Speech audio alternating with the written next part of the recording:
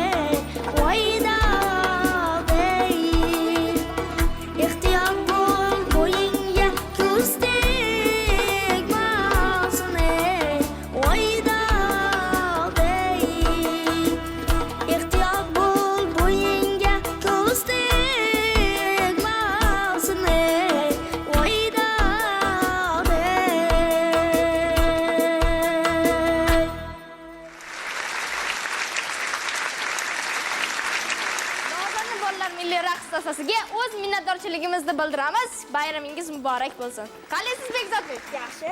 Yaxshimisiz? Ko'zlaringiz yoshlanishiga nima sabab bo'ldi? Chiroqlarimizmi yo bu sevinch ko'z yoshlarimi? Endi hech narsa bo'lgani yo'q. O'zingizni qo'shig'ingizdan o'zingiz ta'sirlanib ketdingizmi?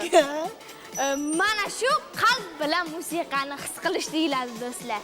Bekzodbek, eshitishim bo'yicha siz Italiyaga ketgan ekansiz, to'g'rimi? Qandaydir tanlovda g'olib bo'libsiz. Nomi nima o'sha tanlovda? Xiva Art Fest 2026. Mana shu ko'rsatuvimizning ijodkorlari ham aynan Italiyaga ketishingizni bilib turib, u yoqqa ketib qolmasingizdan oldin chaqirib olishdi dasturimizga. To'g'ri. Lekin juda ham shirali ovozingiz bor ekan. Bunday qo'shiqlarni ko'pchilik ham aytavermaydi. Italiyaning qaysi shahrida bo'ladi bu tanlov? Rim. An'anaviy xonandalik bo'yicha aytasizmi u yoqda ham? An'anaviy xonandalik. Qaysi qo'shiqda? Sir bo'lmasa. Farg'ona Toshkent yo'lida. Farg'ona Toshkent yo'lida? Ha. Juda ham yaxshi.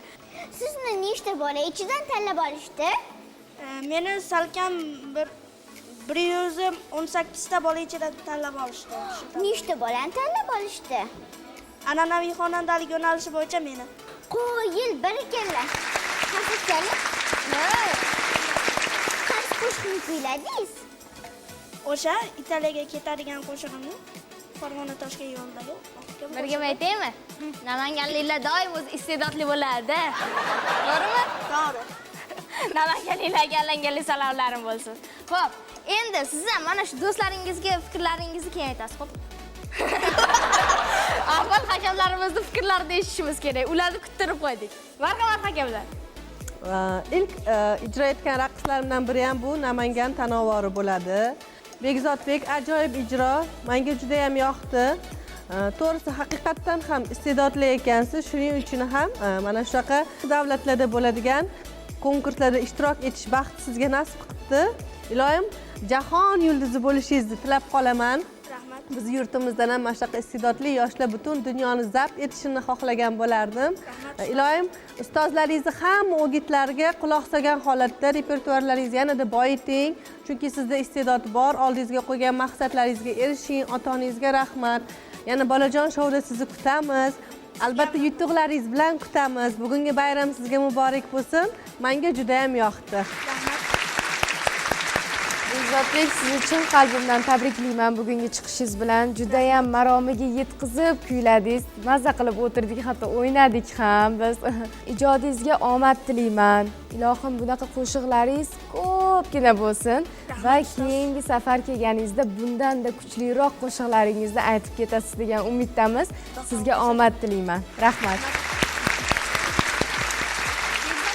Kelajakdagi maqsadlaringiz qanday?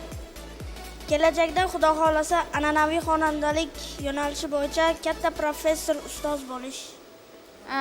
Ustoz xonanda. Ha. Juda ham yaxshi. Endi bemalol tilaklaringizni bildiring, marhamat. Meni shu yerga kelishimda yaqindan yordam bergan Namangan viloyati Kosonsoy tumani ijtimoiy himoya milliy agentligi boshlig'iga katta minnatdorchiligimni bildiraman. Qolaversa, bizning mana shu 45-Nurli maskan maktabimizning direktori, ya'ni bizning otamizdek bo'lib qolgan ustozimiz Valiyev Ibrohim domlaga o'z minnatdorchiligimni bildiraman. Shu o'rinda do'stlarimga ham rahmat. Bayram bilan barchani tabriklayman.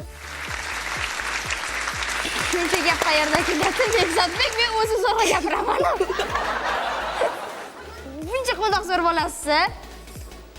Doim mana shunday bo'ling, xo'pmi? Xo'p bo'ladi. Kelajakdagi maqsadlaringizga omad deb qolamiz. Bekzodbek bizning dasturimizning so'nggi ishtirokchisi edi. Endi bizda undan-da hayajonli daqiqalar bor. Ya'ni barcha ishtirokchilarni biz sahnamizga chorlab qolamiz. Hurmatli hakamlar, biz tayyormiz. Taqdirlashni boshlashingiz mumkin.